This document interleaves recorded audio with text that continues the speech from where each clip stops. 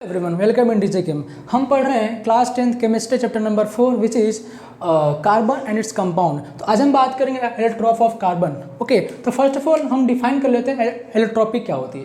Okay, तो यहाँ पे क्या लिखा है, phenomenon in which the elements exist in two or more different physical state. Okay, क्या कह रहे हैं यहाँ पे, phenomenon in which the elements exist in two or more different physical state with similar chemical properties are called allotropy। तो क्या होती है कि elements exist in two or more different physical state, elements exist in the two or more different physical state with similar chemical properties, that is known as the allotropy। ठीक है, अब यहाँ पे देखिए हमारे पास कार्बन, अच्छा इसको एक समझ लेते हैं पहले। जैसे हमारे पास कोई एक एलिमेंट ए है, ठीक है, इस element exist in two other forms which is B and C. ठीक है, अब ये एक एलिमेंट है जो बी और सी अदर फॉर्म में एग्जिस्ट करता है। ओके, तो इनका फिजिकल स्टेट क्या होगा, अलग अलग, बट केमिकल प्रॉपर्टी क्या होगी यहाँ पे, सेम होगी। Elements exist in two or more different forms with similar chemical properties, that is known as the allotropy। तो carbon having the three different allotropes। First one is diamond, second one is graphite, number third is fullerene. Okay, so carbon के तीन होते हैं आपके electrop, कौन से, diamond, graphite and fullerene. तो diamond देखते हैं। अब देखें यहाँ पे, जैसे आप जानते हो कार्बन की वैलेंसी 4 होती है, कार्बन हैविंग द 4 वैलेंसी।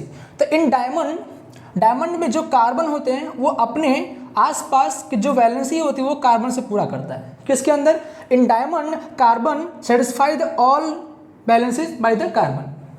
ठीक है, अब ये कार्बन की बैलेंस 4 होती है, तो एक यहाँ इस कार्बन से पूरा है, तो ये भी एक अलग 3 और कार्बन से अटैच हो जाता है, और ये भी 3 कार्बन से अटैच हो जाता है।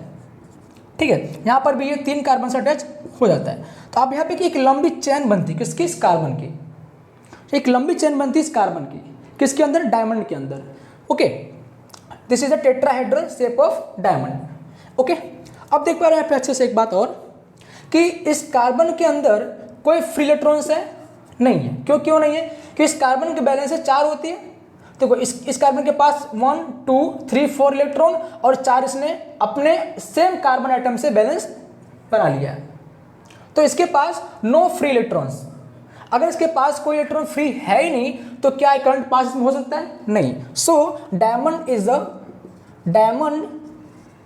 Is the bad conductor of electricity,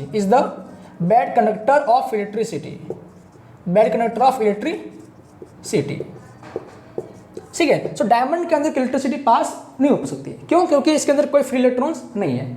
okay, अब यहाँ देखो एक चीज और, कि डायमंड ये हार्ड होता है।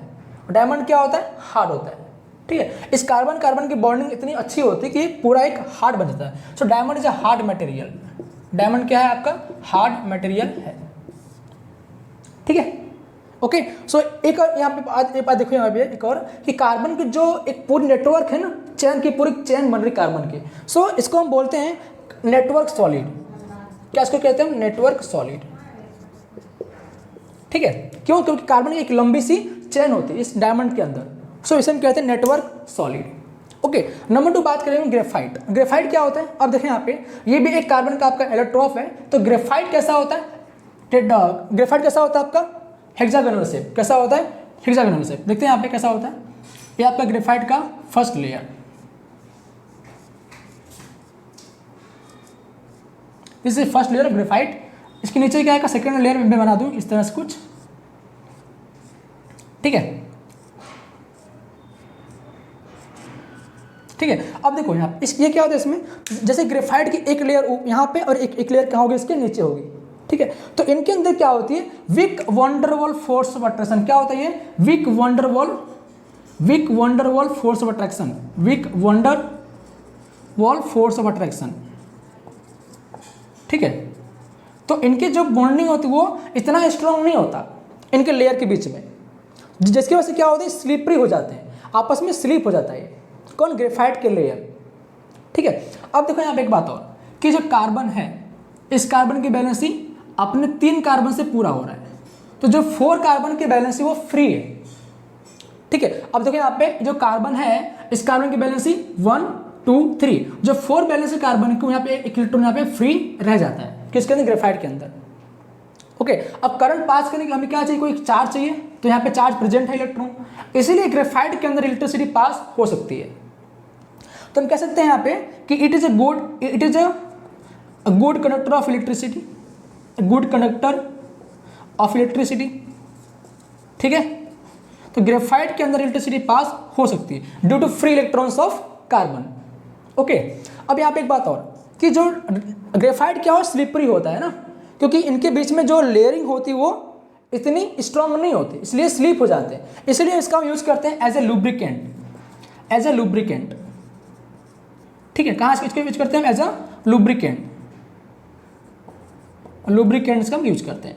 जो नंबर 4 पॉइंट है कि इसका हम यूज करते हैं as a lead pencil, used in lead pencil, used in lead pencil, ठीक है।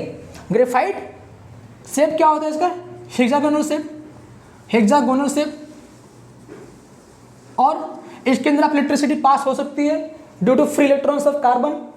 नंबर 3 पॉइंट कौन सा, इसके weak van der Waals force of attraction है। नंबर जो 4 पॉइंट है, it is good conductor of electricity, और जो नंबर 5 पॉइंट है, यूज्ड इन द लुब्रिकेंट, क्यों लुब्रिकेंट में, क्योंकि ये स्लिपरी होती है इतना, और used in the lead pencil, इसका हम लेड पेंसिल का हम यूज करते हैं। आगे जो लास्ट पॉइंट है, ग्रेफाइट फुलरिन, फुलरिन भी क्या है, one type of allotrope of carbon. Fullerene क्या होता है, C60 कार्बन से मिलकर एक क्या बनता है, स्फेरिकल शेप बनता है, ठीक है। It is spherical in shape, shape क्या होता है इसका, it is spherical in shape, इसका शेप क्या होता है, स्फेरिकल, ठीक है। शेप क्या होता है इसका, स्फेरिकल शेप होता है, और ये डार्क सॉलिड होते हैं, कैसे होते हैं ये, dark solid at room temperature, dark solid at room temperature, ठीक है, room temperature. Okay, so fullerene is a cluster of C60 carbon, ये 60 कार्बन से मिलकर एक कंपाउंड बनता है जो कि फुलरिन है। This is one type of carbon के इलेक्ट्रॉप, ओके। और ये क्या आपका होता है, dark solid at the room temperature, और क्या होता है, स्फेरिकल शेप होता है इसका। तो हमने 3 पढ़ा, diamond, graphite and fullerene. Diamond के अंदर इलेक्ट्रिसिटी पास नहीं होगी क्योंकि no free electrons of carbon, और इसके ग्रेफाइट के अंदर इलेक्ट्रिसिटी पास हो सकती है, क्यों, क्योंकि यहाँ पे फ्री इलेक्ट्रॉन्स है कार्बन का, जो 4th बैलेंस है वो यहाँ पे फ्री रह गई है, इसलिए यहाँ पे करंट पास हो सकता है इसके अंदर। अब फुलरिन क्या है आपका, C60 कार्बन से मिलकर एक कंपाउंड है, ठीक है। अब यहाँ पे क्या, fullerene is a dark solid at room temperature, और क्या आप यहाँ पे क्या है, एक it is a spherical in shape. तो हमने पढ़ा यहाँ पे allotrope of carbon. Okay, thank you.